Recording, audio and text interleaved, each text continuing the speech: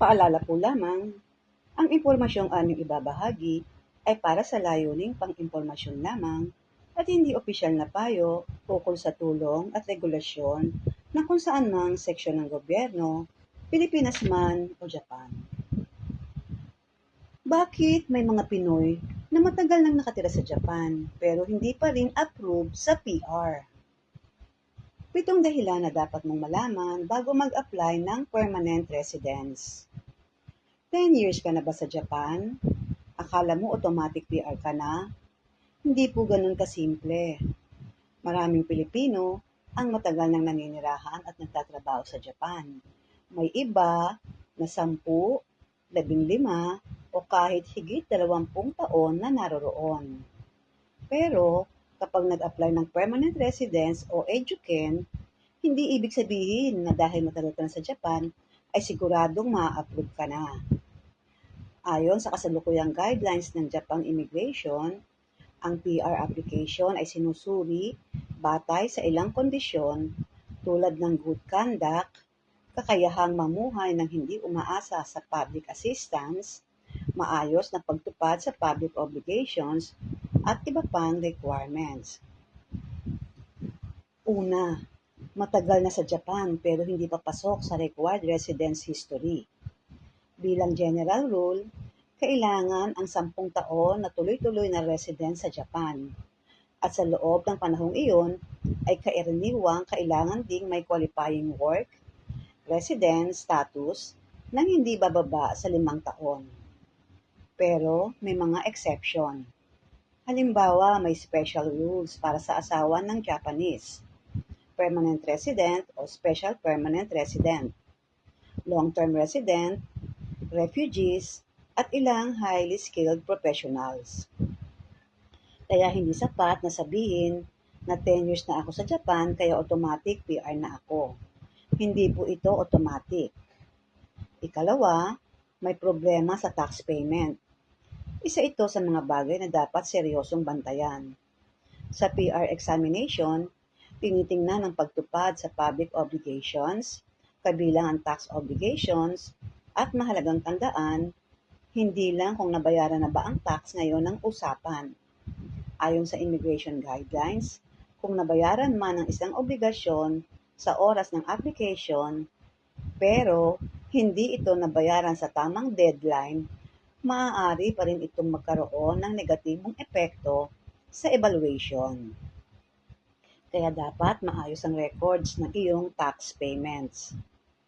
Ikatlo, may problema sa pension o health insurance contributions. Hindi lang tax ang dapat bantayan.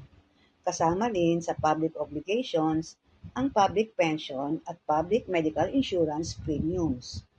Kaya kung may panahon na hindi maayos ang payment o may atraso, hindi magandang isipin na bayaran ko na lang lahat bago ako mag-PR. Dahil ang timing at compliance history ay maaari ring isang alang-alang sa examination.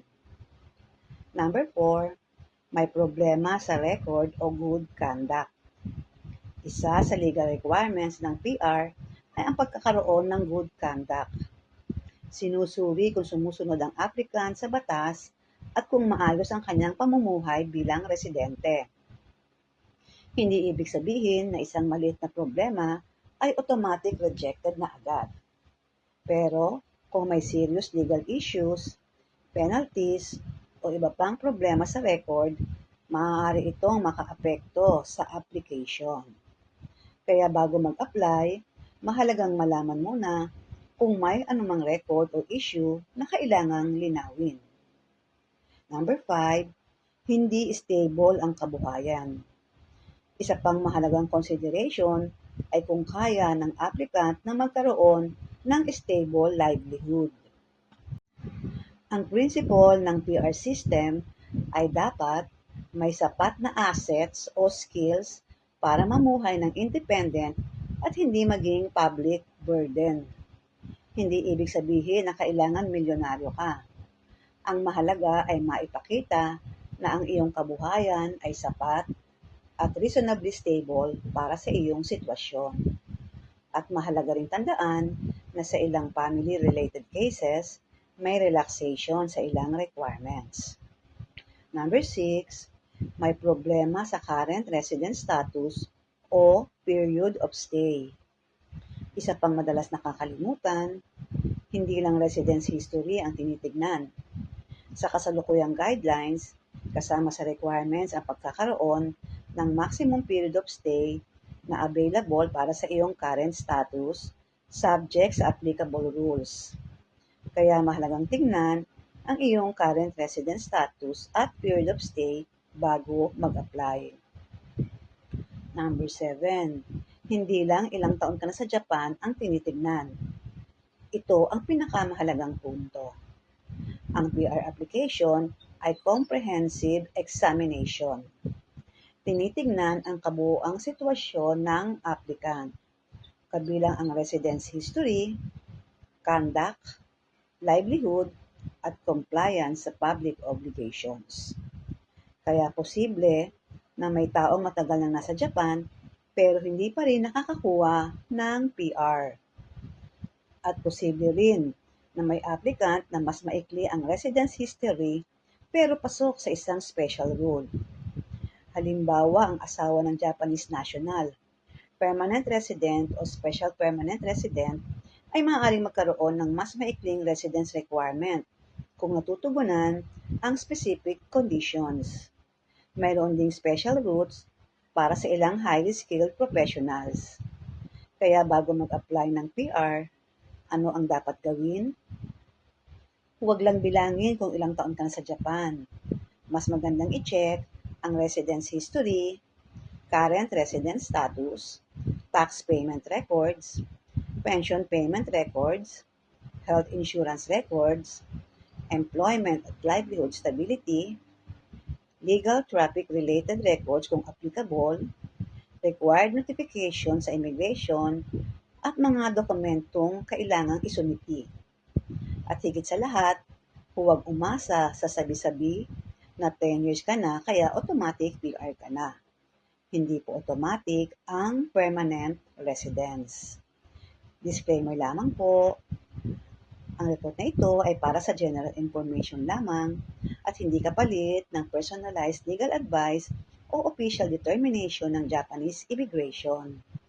Ang requirements at evaluation ay maaaring mag-iba depende sa resident status at personal circumstances ng bawat applicant. Para sa actual na application, pinakamainam na i-check ang latest guidelines ng Immigration Services Agency of Japan o kumonsulta sa isang qualified immigration professional. Panghuling paalala, kung matagal ka nang nasa Japan at nagpaplano kang mag-apply ng PR, huwag hintayin na ma-file mo na ang application bago mo tingnan ang iyong records. Mas mabuting maagang malaman kung may problema sa tax, pension, insurance, residence history, o ibang requirement para may panahon kang maayos kung kinakailangan. Dahil ang PR ay hindi lamang tungkol sa kung gaano ka na katagal sa Japan. Ito ay tungkol sa kabuuan ng iyong residency at compliance bilang foreign resident.